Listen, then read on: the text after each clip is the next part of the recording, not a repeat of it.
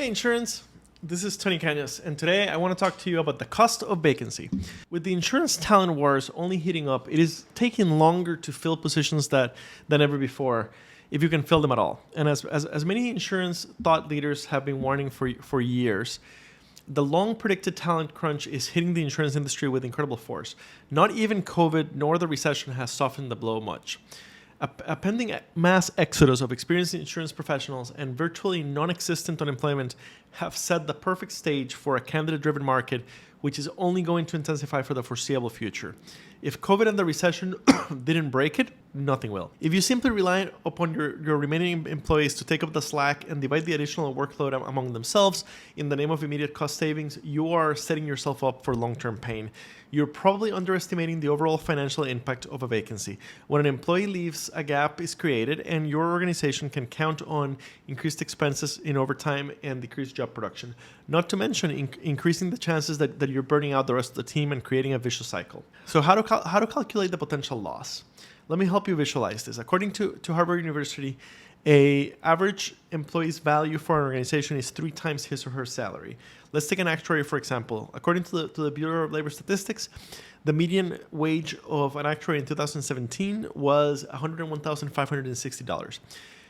Imagine that professional is working for an organization with 300 total employees.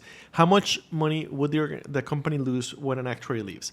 Recent report shows that it takes an average of 45.6 working days to fill a position in the financial services industry back in 2017.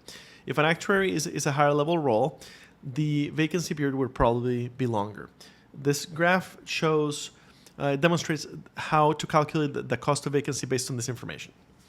The total cost of actuarial vacancy would be $60,406. Of course, multiple job openings at the same time further compound the cost. This illustration is likely already frightening, but you also need to consider what the formula does not necessarily include when calculating lost revenues. Although it may seem like your remaining employees are handling increased workloads well, they're likely struggling to keep up.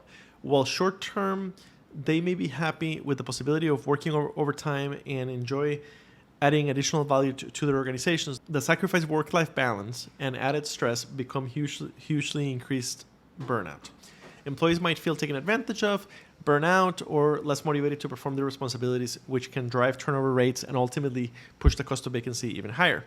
You should also consider the amount of knowledge and experience lost when an employee leaves the organization. Assuming the traditional 2-week notice, that starts the transition period and a handoff period.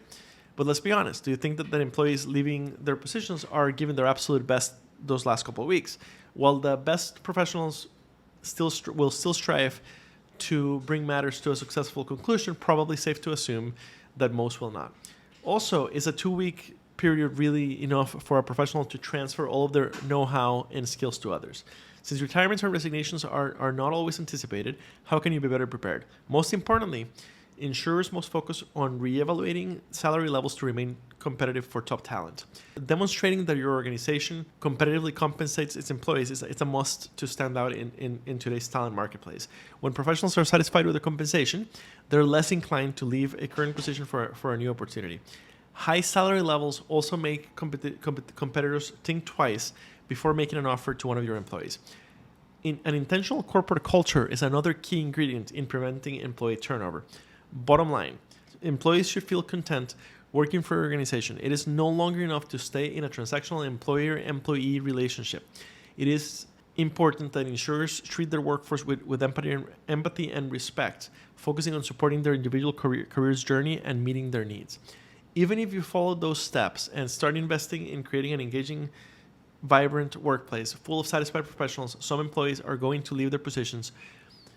Establishing a relationship with a recruiting firm can give you unique solutions for mitigating the cost of these vacancies, especially an insurance recruiting firm with a strong understanding of the labor market and its current trends can help you expand your talent pool, provide appropriate and timely temporary staffing solutions when needed. Not only can we help you stop hemorrhaging money, we can also provide useful insights for how to manage your contract employees to maximize productivity and impact.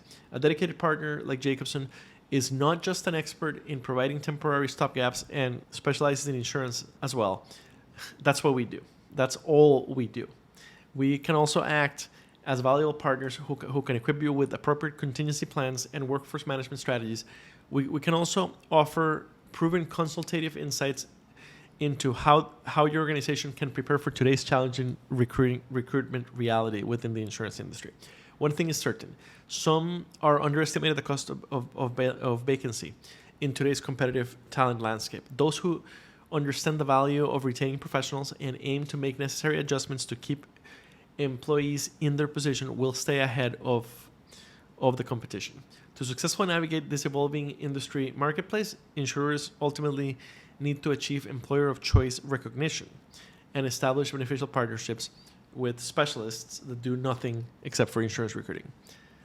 Thank you. I hope this was helpful.